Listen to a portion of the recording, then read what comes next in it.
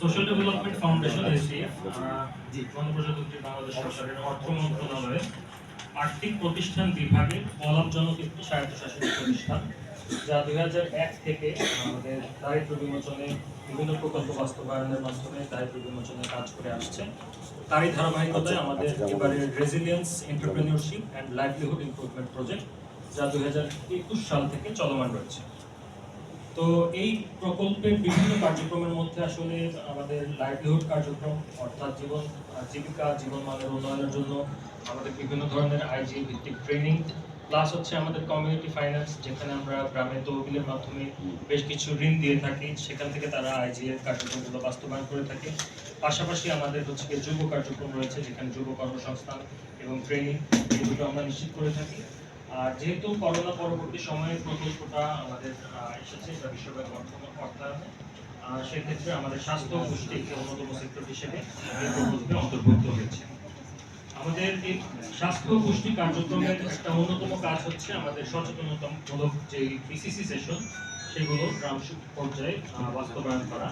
আমাদের প্রত্যেকটা উপজেলায় 2 জন cluster facilitator health and nutrition, যারা হচ্ছে মেডিকেল অ্যাসিস্ট্যান্ট, তারা মূলত আমাদের এই সচেতনতামূলক কার্যক্রমগুলো বাস্তবায়ন করে থাকে।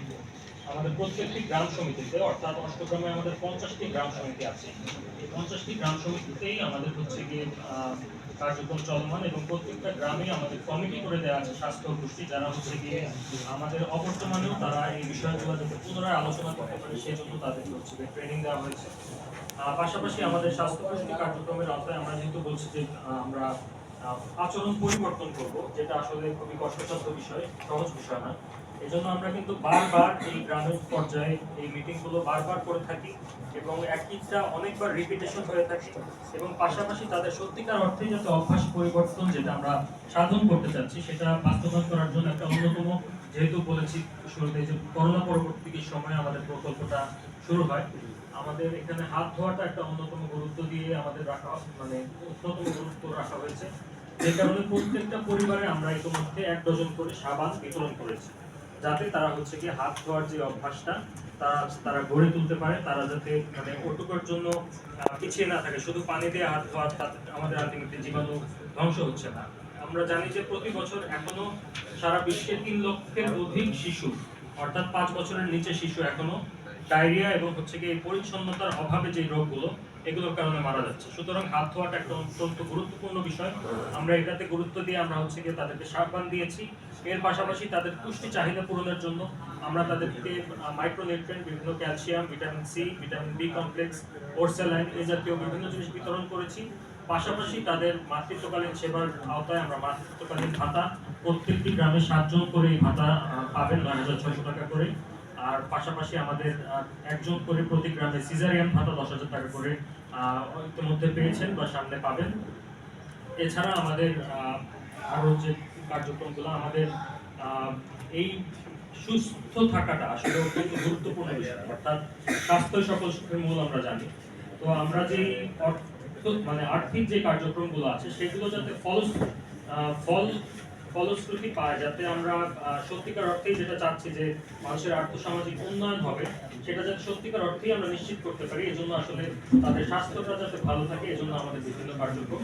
এই স্বাস্থ্য ভালো রাখার লক্ষ্যে আমরা হচ্ছে কি বিসিসি সেশনের মাধ্যমে তাদেরকে খাদ্য, পুষ্টি, অনুপুষ্টি এবং হচ্ছে গর্ভবতীদের সেবা, আমাদের কিশোরীদের সেবা, অর্থাৎ প্রত্যেকটা সেক্টরে প্রত্যেকটা বয়সের মানুষ যেন একসাথে আমরা সুখে শান্তিতে এবং হচ্ছে গিয়ে সুস্থভাবে থাকতে পারি, সেই জন্য আমাদের কার্যক্রম।